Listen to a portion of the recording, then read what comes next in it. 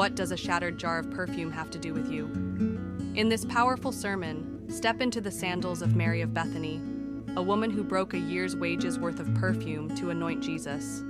Discover how her reckless act of love defied critics, honored Christ's humanity, and became a defiant anthem of hope in the face of darkness. Was it a waste, or the ultimate act of resistance? Join us as we unpack why beauty, sacrifice, and too much love are still radical acts of faith today. Hit play to hear how your jar might change the world.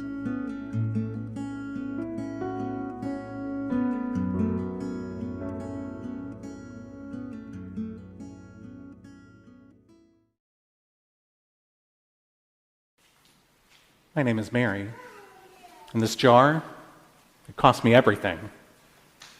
A year's wages, 300 denarii, enough to feed a family for months.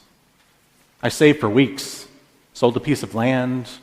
My sister Martha said I was foolish. Judas called it a waste. But when I saw Jesus' face, the sadness in his eyes, the weight on his shoulders, I knew he deserved more than scraps.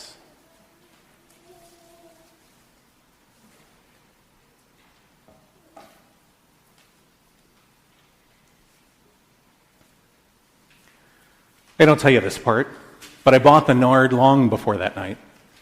Every time that Jesus spoke about death, every time the threats grew louder, I'd clutch that jar and think, not yet, not yet.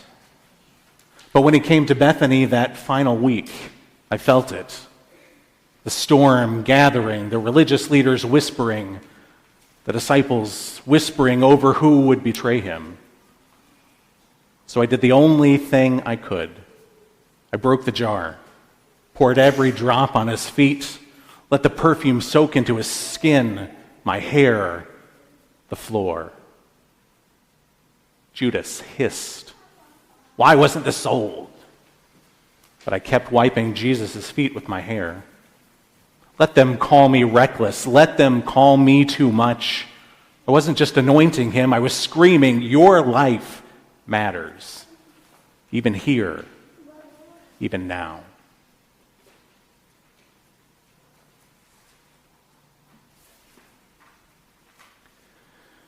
You see, Judas didn't care about the poor. He cared about control. He wanted to reduce Jesus, to reduce all of us to numbers, to transactions. Feed the poor, he said, but he stole from the money bag. Sound familiar? Leaders today say cut the art programs, get rid of music, sell the park. Beauty is a luxury. But when you strip beauty from the poor, you strip their dignity. You tell them they're only worth their labor, not their dreams. Jesus knew that. So when Judas spat his practical question, Jesus shut him down. Leave her alone. He didn't defend me to be nice. He did it because beauty is resistance. That perfume wasn't just for him. It was for us. For every disciple who would doubt. For every soldier who would mock. For every grave who would try to claim him. When they stripped Jesus naked, beat his body, nail him to a cross, the scent of nard still clung to him. In his darkest hour, beauty whispered, "You are not forgotten."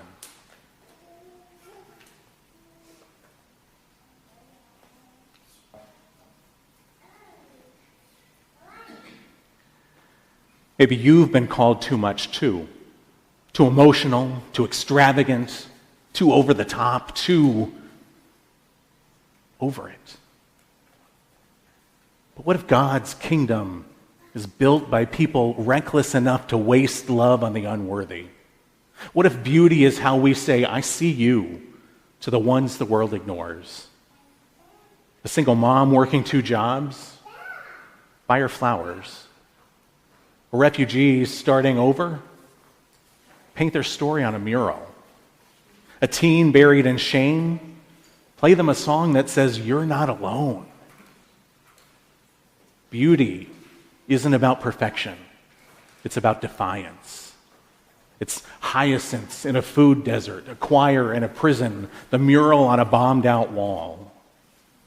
Jesus didn't rise from the grave in a blaze of glory. He rose smelling like nard, earthy, messy, alive.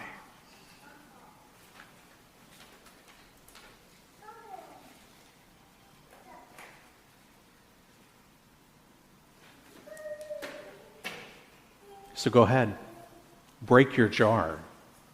Whatever it is, your time, your talent, your last ounce of courage, pour it out. The world will say, why waste it? But Jesus, he'll say, well done. Because when we choose beauty, we choose hope. And hope is the fragrance of resurrection.